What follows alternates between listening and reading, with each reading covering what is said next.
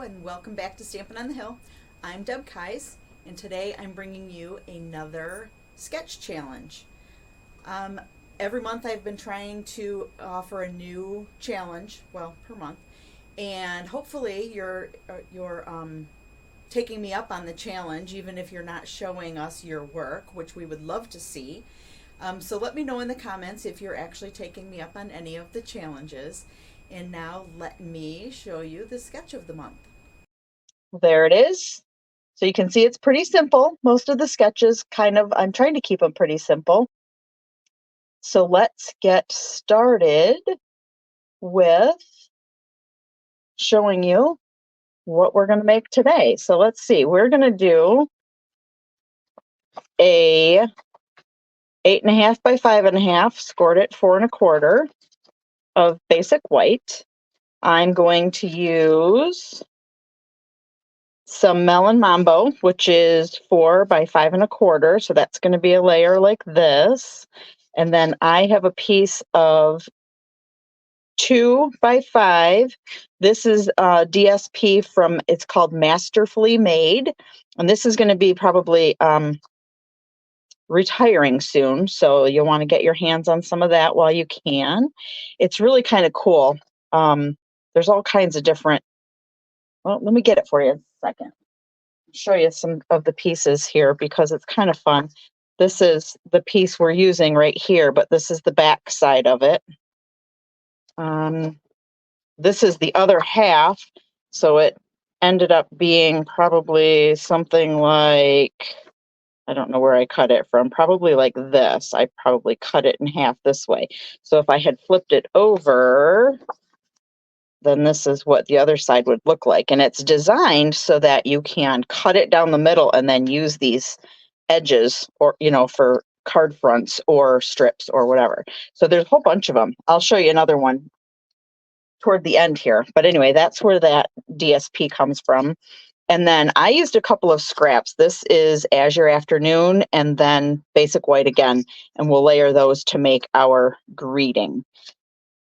Okay, so first things first. I usually like to get all my pieces set and do all my stamping and then do the gluing last. So we don't need these pieces right now.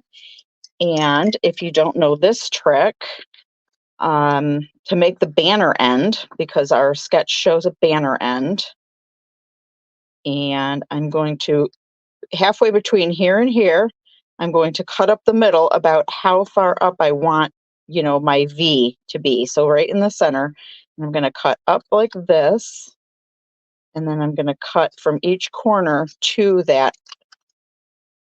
top of where I made my V mark. So that's my banner. And then I already cut these out for you just for the sake of time. But I'm going to use Melon Mambo ink. And I'm using the red rubber type of stamp, so I don't need my piercing mat underneath this one. And I'm using something fancy. And it seems like it's going to become wedding season awfully soon. And I feel like I've been invited to several weddings. So I'm in the market for kind of wedding cards. If you can see, I'm not sure how, let me pull this up a little bit. There's sort of a flat edge on one of these. This is the Deckled Circles dies, and they all nest together, but there's kind of a flat edge on all of the sides. So I try to make it so that it's gonna fit here like this. And it doesn't matter which way you do it. Circles are so easy. You don't have to try to align anything. So it doesn't really matter. But I want mine kind of to be on the, it doesn't even matter. So, all right. So we're going to stamp straight down. Hold for a sec, straight back up. There's that. So that's going to layer with that. And while I'm stamping, I'm going to also stamp the inside here a minute. And I picked a greeting that says, "Here's to beautiful beginnings and happily ever after." And I'm going to use the same Melon Mambo cardstock for that. I'm going to eye up kind of the center a little higher than a vertical center so that there's room to handwrite a greeting down at the bottom there. Close up my Melon Mambo. And so that's the inside. So then all we have to do is glue all the pieces together. So I'm going to start with the first layer on top of the white. And so I'm just going to use a little glue. You'll notice I keep going around and around and around until the glue starts to actually come out, because I don't want it to be a big blob when it does start to run. So there's that. And then I'm going to glue this. Here it comes. And this is going to go right at the top of the pink. And I'm going, I don't know, maybe at a 1/4 inch over from that side. Make sure it's straight. And then I'm going to glue my white circle to my blue circle. And here we go, trying to line this up. I don't know that it really matters. Might be cool if it doesn't line up correctly. And then I'm going to use, I've got a couple of dimensionals here. I usually, when I use circles, here's another cute little tip here. There's no point in wasting all these little edges, so I just add those right in there too.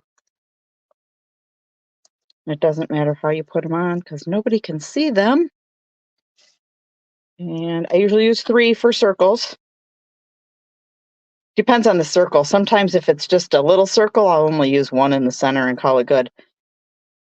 So make sure my words are as straight as possible here. And there's my sketch. Let me bring back the sketch again a second so you can kind of see. That's that. And that's mine. I also did a version. I made a couple other ones. I also did a version because, you know, I know I've said this before, but on the back side of the DSP, let me grab it again. On the back side of the DSP, it tells you what the name of it is. And then right under here, it tells you, I'm going to get closer so you might be able to see it. It tells you all the colors that are used in the DSP. So that makes it so helpful to try to guess or not guess as the case may be. Makes it so helpful to know what colors to coordinate with it. So one of the colors it suggested was, oh shoot, I just forgot the name of it. Pretty Peacock. And so I made one with the Pretty Peacock as my sample to do this one. And I thought, it looks kind of dark for the blues that are in here. You can kind of see it in here a little bit. There's some little darker green pieces in there, but I kind of liked this one better. And then I thought this one was a little too small as well. So I made this one bigger. So we have both of those. And then on this one, I used Parakeet Party for my card base. And then I used a smaller piece, so not a full 4 by 5 1/4-ish layer here for this layer. And then I also use, this is the Tahitian Tide. So I'm using the in colors that are retiring right at the end of April here. They'll be retiring, so make sure you grab those. So that's the Tahitian Tide, and it's part of the in color DSP collection. That's 6 by 6 size. So I just did my banner going this way. And I used the Modern Oval Punch and the Charming Sentiments, which is also retiring. Here's another cute tip about using the punch. You can punch 2 of each color.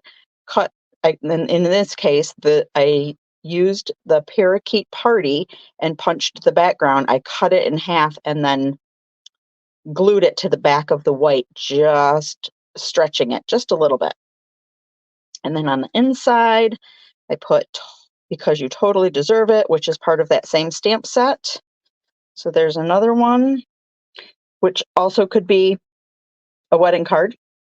And then on this one, I used that same Masterfully Made DSP on a basic white card base.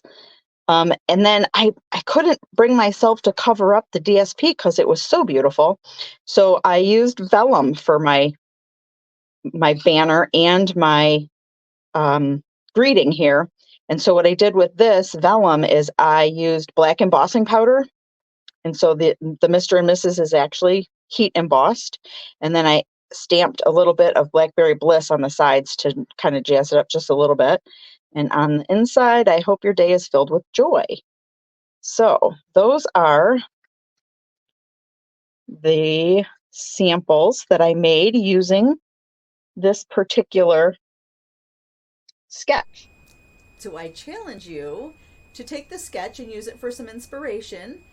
Make some projects. Show us what you're making. It'd be great to see what you're making as well as you always seeing what I'm making. So I'd love to know that these sketches are helpful and that you're using them. Also, I'm going to give away these 4 projects cards that I made today. And all you have to do in order to enter the drawing is comment. You can comment either on the YouTube video or on the Stampin' on the Hill Facebook post of this video. And on Friday, April 12th, I will draw a name of everybody who commented in both places, draw the name, and then check back here Friday evening, and I will have posted the winner and how you can claim your prize of these cards. I will get them mailed to you, or if you're local, we'll meet up or something. And I also want to make sure that you know next week is another Way Back Wednesday, so be sure to tune in for that because it should be pretty fun. And until next time, thanks for watching.